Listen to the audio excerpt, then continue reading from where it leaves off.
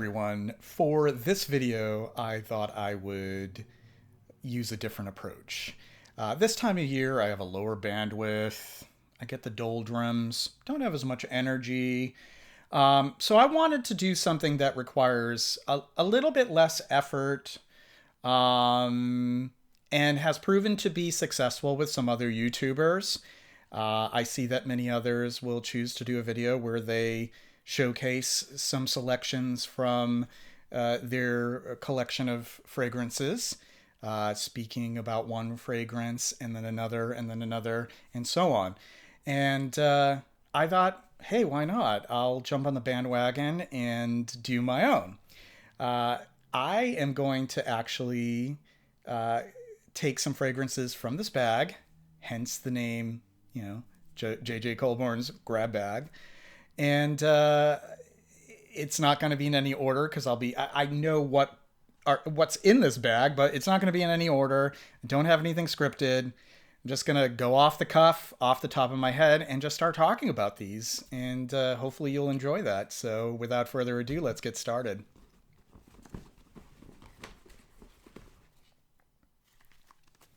Okay, so this little one is Lord Molyneux. So this was released in 1988, and it follows the template of animalic fougere fragrances marketed to men like Kouros, Furio. But what I find is this has a unique character to it. It almost opens with such a jasmine blast. It's almost like a thick motor oil kind of feel to it. And I'm fairly certain that is the character of the fragrance and not this bottle just having turned. And it's something really aromatic about it as well. And ambery. And really seductive. It's pretty remarkable, and it's lesser known and deserves a little bit more recognition. Here it is, Lord Molyneux. See the little gentleman with the monocle, kind of like Mr. Peanut. It's funny that we have that as a mascot for Lord, because this is not really a foppish fragrance. This is much more hair on the chest, puffed up, braggadocio kind of number. But I think it's delightful. So that's Lord Molyneux from Molyneux, Paris. Next. This is Comor from Claude, Montana. This was released in 2000, 2001, maybe 2002. The bottle isn't necessarily glamorous. Very plastic. But it's quite nice. And this is compared to Guerlain's Coriolan. Now, I don't think this was a deliberate clone or also ran, because Guerlain Coriolan was a absolute commercial failure. So there's really zero reason for Montana to ride on the coattails of that particular release. But it is quite similar. It has that herbal, coriander, leathery dry down, really beautifully aromatic. Smells more like something that came out maybe 15 years prior. Except what's different about this one is it's a bit more coniferous, cypress in the dry down, a bit more musky. Beautiful stuff. And it goes for, I don't know, like $30, $35, $40 tops. Nobody really knows about this one. This is completely under the radar, much like the Lord Molyneux. So that's Montana's Comor, C-O-M-O-R-E.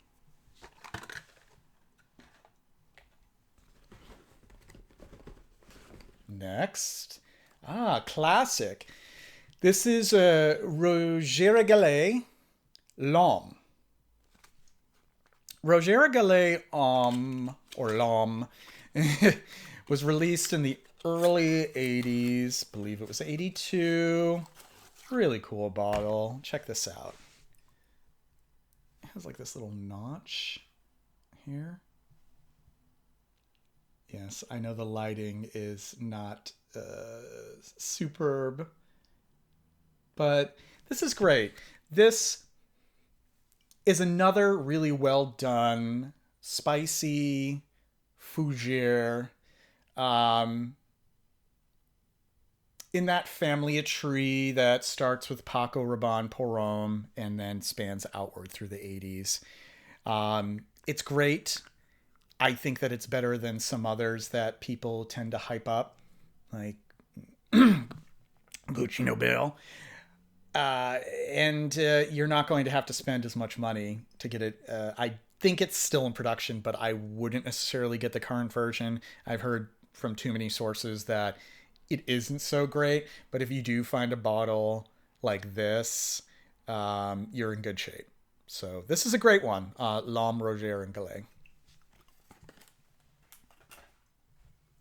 This is fun. Okay.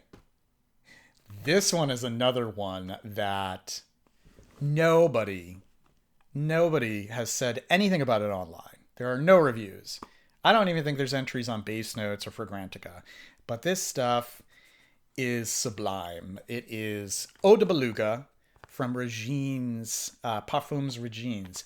So Regine's is known for a fragrance marketed to women in the late 80s, a very big busted shoulder pads, over the top kitchen sink chypre floral, which is pretty grand.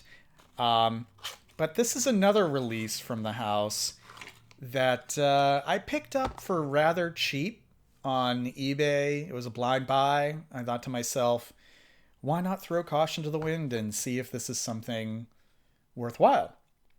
And it really is. This is really great in the same way the Givenchy Insensé is, and Nino Cerrucci Porome.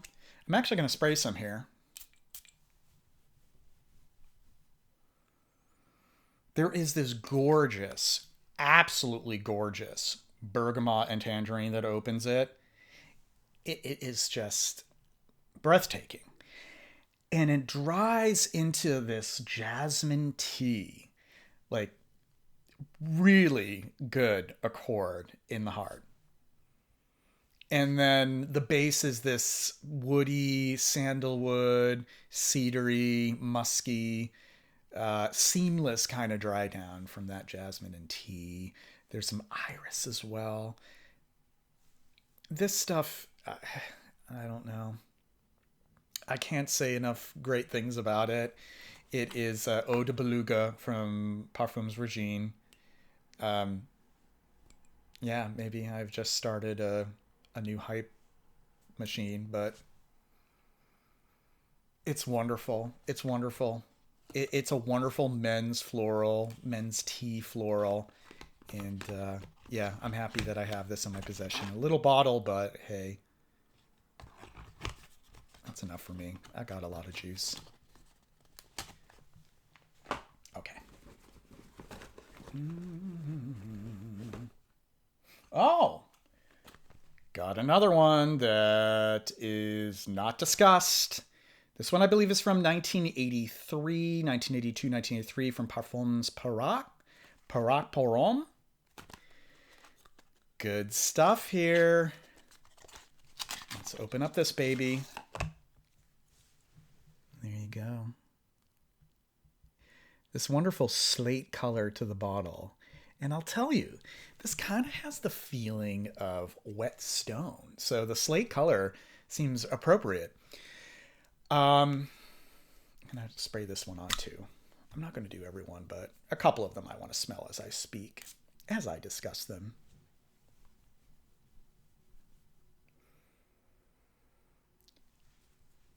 This is some gorgeous stuff.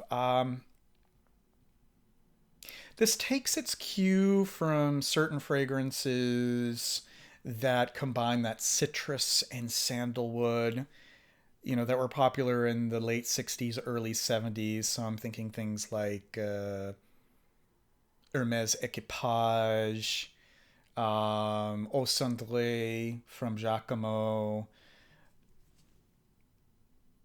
But then there's this wild kind of wet stone feeling, kind of like negative ions that are released from a babbling brook or running water or waterfall.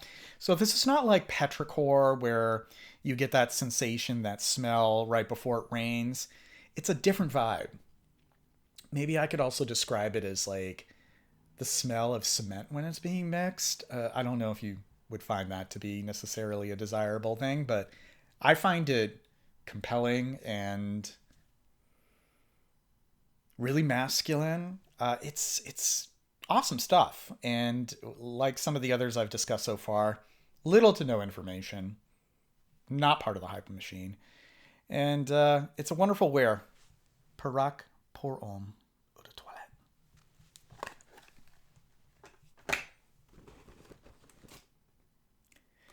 Well, this is great for the holiday season. This is Jacques Bogart Witness.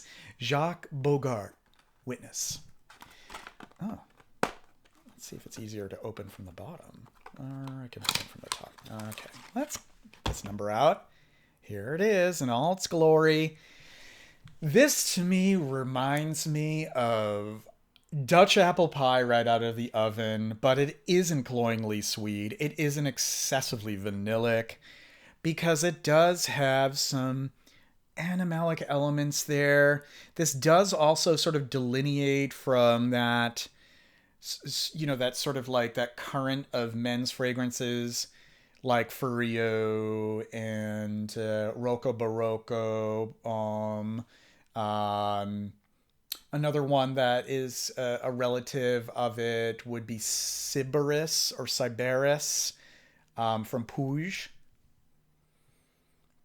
Great stuff. I mean, people really hype up Balenciaga and have spent so much money and hundreds of backup bottles and have flipped their lid over it.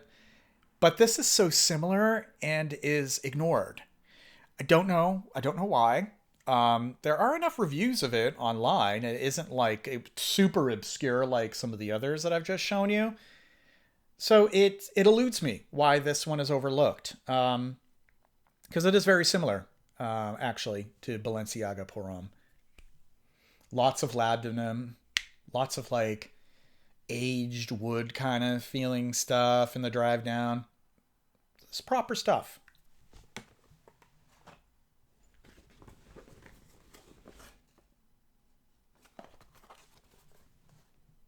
Globe from Rochas. This was Jean-Claude Ellena composition, and this foreshadows his minimalist approach. Much more so than, say, Van Cleef and Arpels first from the 70s, you know, the really gregarious Chypre floral, aldehydic floral. But this is a Chypre as well, a men's Chypre. And I have this particular bottle. These are a little bit less common. These were the first and second run bottles with this faux metal exterior to the globe in the middle, which is quite cool. The later bottles don't include that. This is rosy. It is herbal. It is a bit leathery in the dry down. It's just really captivating stuff for something that was released in 1990. A little out of step with what the trends were, so it wasn't terribly successful commercially, but such a well done fragrance. Yeah, I'm glad to have this in my collection. It's a really good one. If you enjoy something like Tiffany for Men or Lancôme Sagamore. Some aspects of it kind of remind me if Le Troisième Homme pour un Coran would be a little bit rosier rather than jasmine-y and carnation. It would be kind of like this. So yeah, that's Globe from Rochas.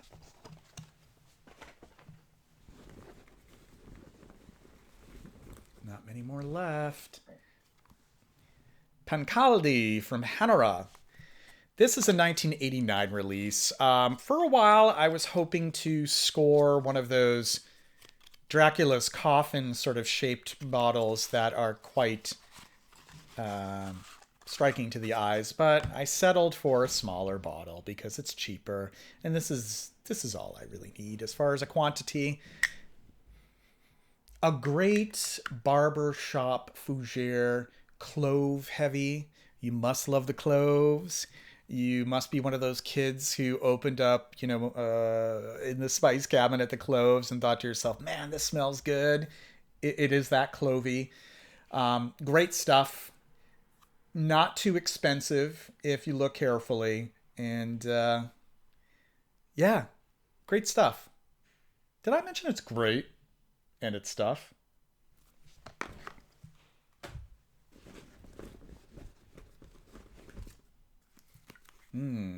Okay, this is Paradox de Cardin.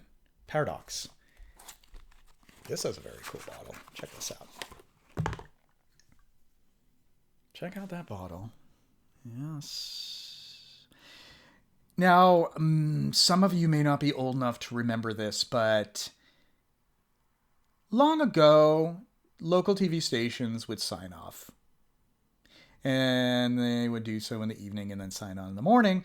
And what they would show before there was snow or through the entire night, they would show this bullseye, and it would say something like Channel 56, the call letters, so on and so forth. Kind of reminds me of that when I look at this, as one of those bullseyes that they would show when a TV station had signed off. But enough of that. Paradox is this great leather chypre in the same vein as those isobutylquinoline heavy ones, Cabochard, Aramis, so on and so forth. But this is a bit more floral, still quite unisex, and it just does not get enough love. Bottles really come up for cheap, and it's very well done. To check this out. It would make a great addition if that happens to be your style. You know, that punchy, leathery, aromatic, isobutylquinoline leather. So if you don't know what that is, isobutylquinoline or IBQ is a particular type of aromachem that was first used in Canit Satin, and then Germain Cellier would use it in Bandit. And it is, you just recognize it when you smell it, especially, as it presents itself in the dry down. And this is one of the best examples of it. I really do think that if you're going to add another one to your collection because you're a fiend for it, then Paradox is up your alley.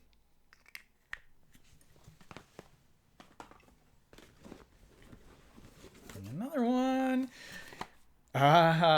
Jean-Marc Sinan Paris Virgin Original.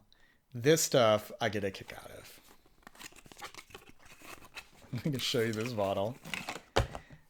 2 trapezoids stacked one on top of the other. Hi. And there's the name right here. Jean-Marc Sinan Paris. We'll open this baby up.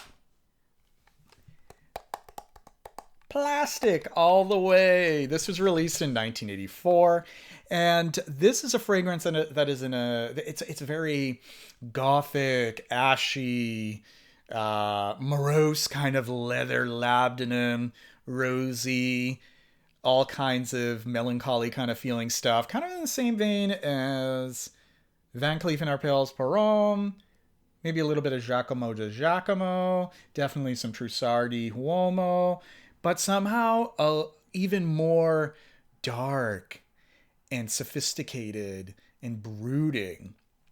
Awesome stuff. Unfortunately, this one is pretty rare. Doesn't come up too often. It tends to be sold for probably more than I think it should. I was lucky enough to find a bottle for $50. Maybe if you're patient, you do one of those saved eBay searches, perhaps it will come up for not so bad of a price, or as an auction. You can e-snipe it, use whatever is in your toolbox to get something for cheaper, so you don't have to break the bank or get into credit card debt. So, cool stuff. Zany bottle. All right. One last one. And it's a baby. Yes, it's a baby. It is a little mini of Diorissimo Eau de Toilette from Christian Dior. Edmund Rudnitska at his finest, and a Muguet, or Lily of the Valley, that is so true to life. It is awesome. It's almost arresting in its vividness. And Lily of the Valley holds a very special place in my heart. In our backyard, we did have them growing, and it would always be a thrill to smell them as a kid. To go down to the ground, because they grow very low to the ground. I would pick some for my mom. Really great memories, really great scent memories of Lily of the Valley. This may not be as unisex as some gentlemen may want a fragrance to be, but if you've surpassed that self-consciousness and wear a little bit of this maybe on your chest, behind your ear, it won't come off as feminine. Or if you feel reluctant still, just wear it for yourself at home while reading a good book or getting ready for bed or some sort of stuff like that. So Diorissimo is a certified classic. It's iconic, and I'm glad to have this little bottle. I probably recommend some older formulations because unfortunately it is getting more and more difficult to compose a proper Muguet accord because of a lot of restrictions to things like Lilial and Lyral. There are some innovations that are working towards composing or constructing a realistic Muguet accord, but I think they're still a little too expensive for, a designer house like Dior to really fuss around with. So we're just not really seeing that for these classics, which is a shame. But yeah, Diorissimo. And that's all of them in the bag. I hope that you enjoyed that. I may do this again sometime. We'll see. I hope that was a good time for everyone. And until next time, take care. I'll see you all soon.